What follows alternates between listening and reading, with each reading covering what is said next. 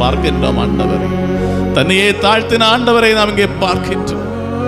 அவர் தன்னை தாழ்த்தினார், தன்னை பலியாக்கினார், இழிவுக்குரிய சிலுவையை ஏற்றுக்கொண்டார். அவர் இழிவுபடுத்தப்பட்டார், காரி உமிழப்பட்டார், சாட்டையால் அடிக்கப்பட்டார், பிறரால் புறந்தள்ளப்பட்டார். தனது அன்பர்களே தன்னை காட்டிக் கொடுக்கின்ற அளவுக்கு ஏளனம் செய்யப்பட்டவராக இருக்கின்ற ஆண்டவரை பார். எல்லாம் எனக்காக, எல்லாம் உனக்காக, நீயும் நானும் வாழ்வு வருவதற்காக. இந்த எல்லாவற்றிற்குமாக நாம் அவருக்கு என்ன செய்ய முடியும்?